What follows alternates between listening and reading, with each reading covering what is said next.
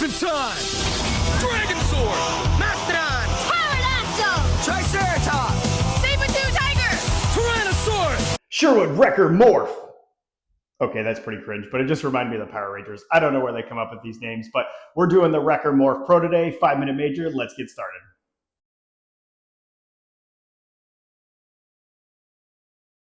Let's catch up with the man himself, as this is Bedard's stick. And let's just ask him, Mr. Bedard, what do you feel about Beer League Bum reviewing your personal stick? It's a great honor and something that, I don't take lightly. No one would take lightly. That they wouldn't. When they came to you and said we'd have you on the show, even if it was just a couple quick clips, what did you kind of feel about that? I was excited, yeah. I mean, you don't get those chances all the time where, it kind of just pops to you. Nope, you really don't. I don't allow a lot of people on this show, but Mr. Bedard, you are definitely on it. Now, regarding Beer League Bum's game and shot with your personal stick, what did you kind of feel how he was performing in that game? He's got an unbelievable shot. He's been hitting posts and sticks and everything you can hit, and you keep getting those looks, they're going to go in. So. Thanks. I'm blushing. That's what we're doing here today. Well, thanks, Bedard. I really appreciate you being on the show. I know it was tough to get you here, but we only got 5 minutes, which will probably extend to 7. So let's go over the Sherwood Morph Pro shooting, release, feel, weight, and balance, durability from Mr. Bedard himself. So in using the Morph, I've used this for about 6 games and then one really crazy drop-in where I basically played the entire game because we were short bench. So I thought it would be perfect to use and go back and forth with other sticks to get a really good feel for it for this review. So that's the footage I'm going to use for it because we're keeping it as short as possible. So we'll kind of go over each of the aspects of the shooting, etc. for the Morph with that kind of footage. And it was just for fun, running around. But it gave me a really good opportunity to compare the Morph with other sticks. The standout feature for me for this stick was the feel, weight, and balance, which I'll get into in that section, because it actually was a bit underwhelming in terms of shooting and release. And I think the reason is because this kick point doesn't really bode itself well for an overall performance. And its direct competitors in the Pulse, and I would say the Pro Hybrid, which felt the most similar to this, outperform it in those aspects. So from my personal preference, it's not the stick that I would be using, but from a feel, weight, and balance perspective, this stick really is top end.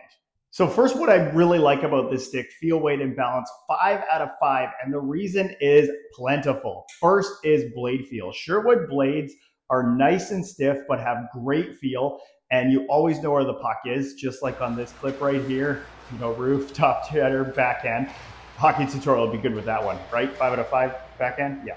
So the other thing is the length is perfect. This is not cut, and it's exactly where I need to be so that you're not changing leverage and flex when you're cutting sticks. So when I'm on skates, it's exactly where I want to be, which is about nose height, so I have a long stick. And then third is the shaft shape is just amazing. I don't know what it is about this, but the way they've designed it to be more square here and then round here just feels so good in the hands. Then you throw in the 360-ish grams for the stick and the grip, and this thing is one of the best feeling sticks that I've ever used, and it is by far hard to put down just for that reason alone. But once you start shooting with it, you're like, maybe I'll sacrifice that for better shot power. So after such amazing feel, weight, and balance, the stick then underwhelms me in terms of competitors on the market, especially consider I've been using the Ghost for release and shot power. The thing with this kick point to me is that I'm not overwhelming goalies. And generally speaking, when I shoot, I do that in my age group. I'm 42 years old. I'm playing against older guys. I can overwhelm goalies. This was not enhancing my shot. I was just shooting like I normally do. I wasn't getting the crazy recoil despite the flex here on a 68 with the stiff profile that Sherwoods are known for. The Equipped has far better power, which I find this odd because I don't know why they went with the dual fire kick point here. I just don't think it works as well as the Encrypt. They should have just went with a low kick. So the 3.5 out of 5 is because the shooting is just underwhelming, and all my shots kind of were like this, and I really wasn't putting them away against, I would say, weaker goalies.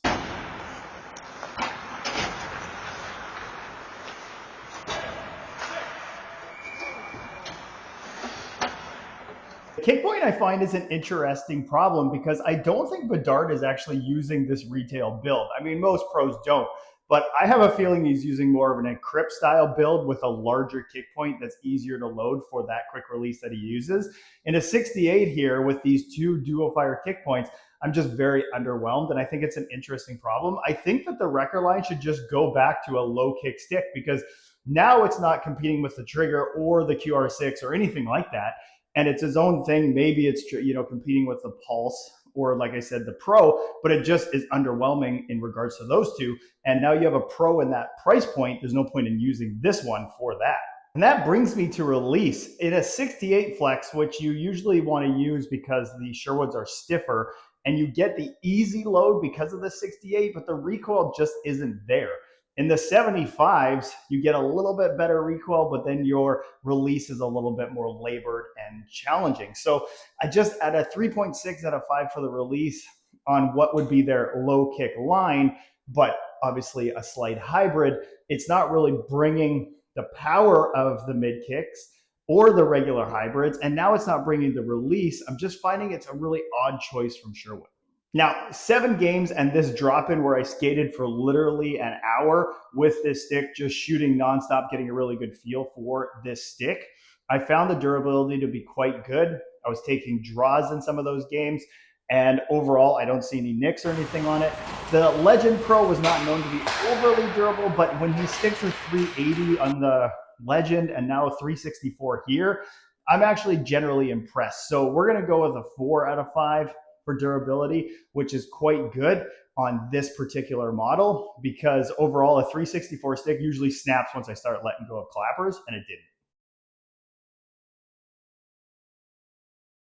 So it actually has a very high total. 16.1 out of 20 puts it in my upper echelons of sticks because at the end of the day, shooting and release isn't everything to everybody.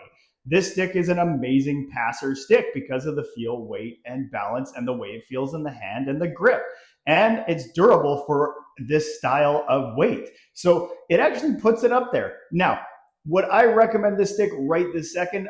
Probably not, for one reason, and it's Sherwoods are now getting up there in terms of price, and it's $350 Canadian.